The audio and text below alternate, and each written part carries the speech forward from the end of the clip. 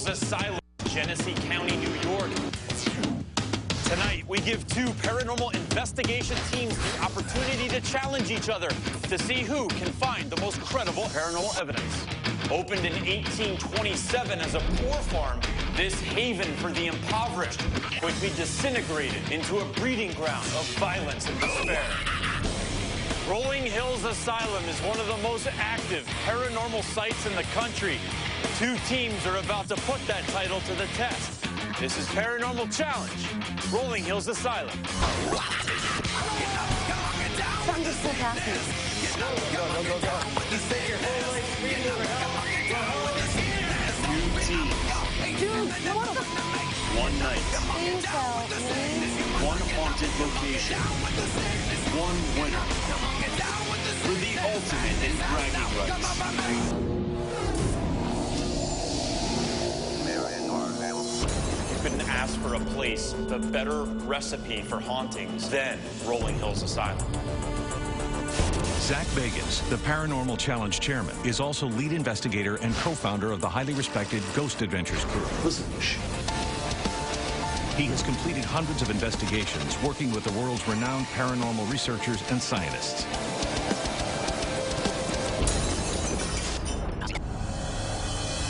Zach has invited two of the country's most skilled paranormal investigation teams to face off in tonight's challenge.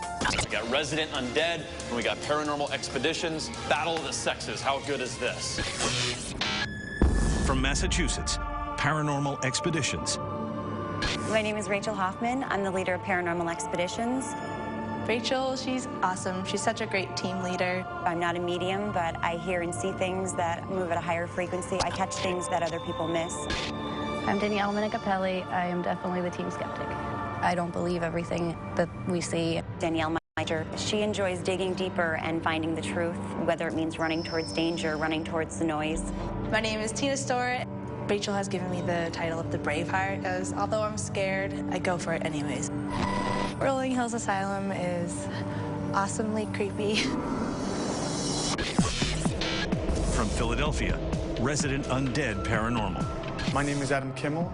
As the leader of Resident Undead, I clearly see myself as the quarterback.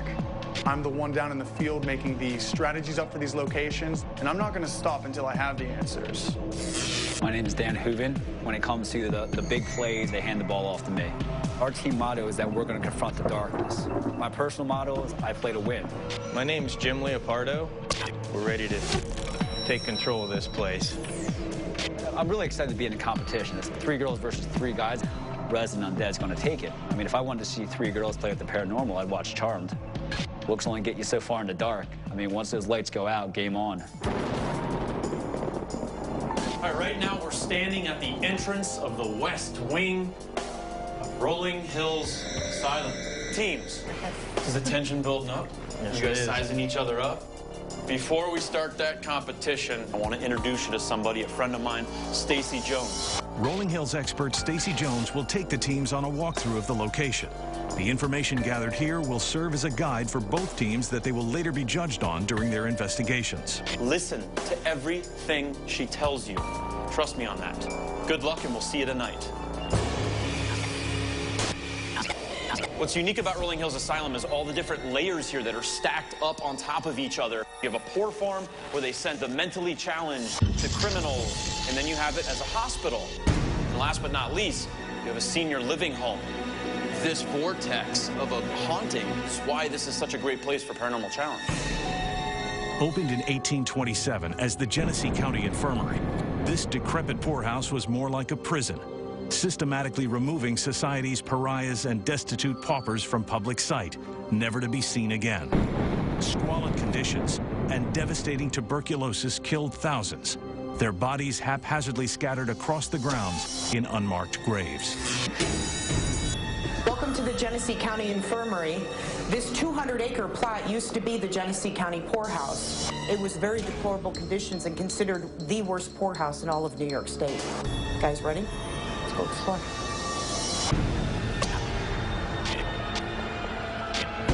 Winters were so harsh here.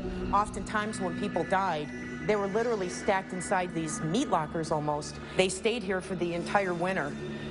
So as the people died, they were stacked one by one until the ground was unfrozen and they were ready to bury them. Now, this is the boiler room. One of the things that people say when they come into this room and they investigate is that they're really cautious coming down the stairs because they always get the feeling that somebody's behind them and tries to push them. Some say it's the ghost of Raymond. We don't know really who he is, but we've gotten evidence to support that he's just kind of a spirit that kind of hangs around in this area. Now, this is the administrative floor, and this is where all of the people who worked here often stayed. This is Nurse Emma's room. Nurse Emma, she was the head nurse here. She was German. She's very strict, very by the book, very regimented. And oftentimes when people come investigate here, they get the feelings that they're touched and sometimes poked and even sometimes pushed. Now, this is the second floor and the east wing. Roy was a real resident that came here when he was 12 years old. Roy's parents dropped him off because he seemed to exhibit some very odd characteristics. He had very large hands and large feet, and he had a very, very long face. At the age of 12, he was already 7 foot tall. Roy spent his entire existence on this property and died here. You have a place that thousands of people lived and died. You have a potter's field with hundreds and thousands of unmarked graves. And that does create a nuclear power plant of a haunting here at Rolling Hills Asylum. With the competition set to begin, Zach gets each team geared up with the most advanced paranormal detection equipment for tonight's challenge. Hello, teams. Paranormal Expeditions. Resident Undead. How you doing, Adam? I'm very good today. You getting ready for this? Game on. You want this, don't you? I want it. Tina, Yes? are you scared? A little. Are you? A little, but I'm ready to conquer my Well, what are you going to do when you come into contact with a giant spirit named Roy? I'm going to face it right in the face. Teams on the table in front of me are the identical same piece of equipment each of you are going to receive. 2 night vision camcorders, a full spectrum camera, still, a full spectrum camcorder, a thermal imaging camera, also a Mel meter, and 2 digital recorders. You guys ready? Oh, yeah. Suit up, wait for my signal, and I'll be watching you on the nerve center. Teams will conduct their investigations simultaneously. Resident Undead Paranormal will begin in the East Wing, and Paranormal Expeditions will start off in the West Wing. Strict time constraints are designed to push each team to the limit. They will only be given 2 hours to complete Part 1 of the investigation, then switch locations and continue investigating for 2 more hours in Part 2. Teams will be judged on overall teamwork, technological proficiency, historical knowledge, and audio and visual evidence they are ultimately able to capture. Each team is assigned 1 camera operator and 1 sound technician to chronicle their investigations. And both areas are equipped with several stationary cameras, allowing Zach and the judges to watch our competitors' every move from a secret nerve center location. Tonight's judges are 3 of the country's most notable paranormal experts. Dave Schrader, acclaimed paranormal conference lecturer, co-author of The Other Side, A Teen's Guide to Ghost Hunting, and host of the popular talk show, Darkness Radio. Gary Galka, award-winning international paranormal investigator and inventor of the Mel meter and RT-EVP detection devices. And Patrick Burns, founder of Ghost Hounds, is a professional photographer and organizer of the annual Ghost Stock Convention. Dave, are you ready? Definitely. Patrick, are you ready? I'm ready. Gary, are you ready? Ready to go. Now I'm going to ask the teams. Resident Undead, are you guys ready to go? Ready. Paranormal Expeditions, are you girls ready? Ready? The portals are open. Let the challenge begin. All right, we're setting up a station area in the kitchen out here. This is one area we're not going to be able to cover. These guys are synced. They've got everything fired up. They've got everything running, all the IRs set up. They're ready to start with their EVPs. Let's get the EVP out right away because I'm hearing stuff already. Great. What the hell was that? I need a flashlight. Pick them up and... So right now, early off in the investigation, not even 2 minutes, and Paranormal Expeditions have already dropped 2 pieces of some of their most important equipment, digital recorders, and it looked like one broke. And that's a real shame. And it looks like right now the lead investigator, Rachel's trying to see if that recorder works, because if they broke it, they don't get another one. You hear that? Hear the knocking? Let's go. Let's go.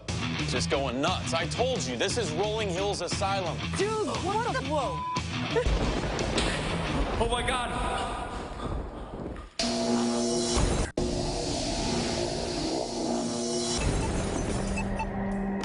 So right now the clock has started in the basement section of the East Wing here at Rolling Hills Asylum. We're in the chapel. Daniel from Resident Undead is giving some kind of a sermon in the chapel of hoping to lure some of the spirits. Ladies and gentlemen, I know this chapel has seen a lot of sorrow and a lot of joy on Sundays. I don't know how many of you are here, but there's a lot of room in the front. So come on up front and sit down. Please, if you would, up front. I haven't seen this before, but... Neither have I. That's what I like. It's innovative. They're using the location, they're using the history, and they're employing just about every piece of equipment they can get going. Audio up, audio up. I know a lot of you had friends or knew somebody who passed away down here, and you came here to pay your final respects. So please let your presence be felt, either via a voice or your physical presence. We would really appreciate that. On the count of 3, if you have anything you'd like to say, I'm going to give you the opportunity. Please try on the count of 3. 1, 2, 3.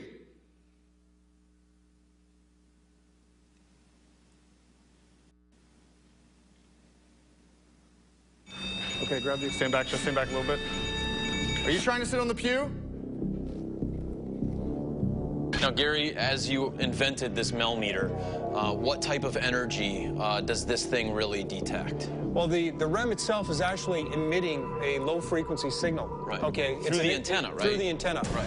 So what's happening is we're looking for any other artificial interruptions of that field.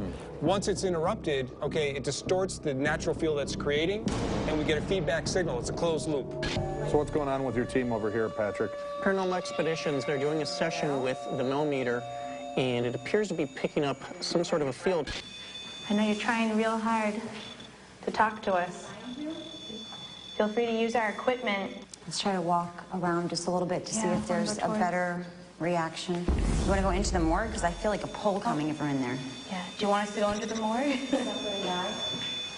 Are you inside there? I'm going to hook this thing up real quick. Just step over the mats, guys. Danielle, I'm going to have you grab the EVP. Oh, my God. Something just breathed in my ear. Oh, my God. I'm not taking the risk of dropping it. Oh, my God. It was like... Did you feel your hair move? Yeah, I felt it was like in my ear. Danielle, I'm going to have you grab the EVP. Blow in my ear just now? Oh, my God. I'm like freaked out right now. I'm not moving at all. It's just doing it. Tina is experiencing these things, is verbally addressing what she's feeling, a breath in the ear, something going up her back, but more importantly, she has a scientific instrument validating and backing up these feelings. And as you can see, there's no way this thing can alarm like that with nothing around it. We got a response here, knocking. Audio up on Resident Undead. Did you hear that? I Did heard you hear that. the knocking? Let's go. Let's go. Let's get in here. Watch, we got a stationary camera on the corner.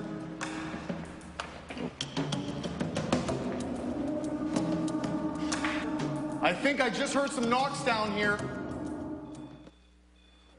We're listening. We're going to stay very quiet. I'm sorry about that.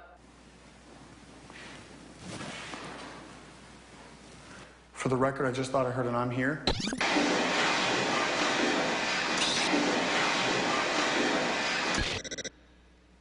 Come just a little slowly. Stay on that. Stay on the Mel meter. I swore I heard a female voice that "I'm here." All right, let's wrap it up. Grab that. What's going on, Gary? Well, they just completed their investigation in that location, and they're moving on to the next spot. We're going to make our way to It seems like they have like just their areas that they're investigating, what they're doing in exact area. Man, the teamwork on this team is insane. All right, Jim, take a seat on the left. Dan, take a seat on the right. Okay. What was whoa. That was a rock. Hey. Hey.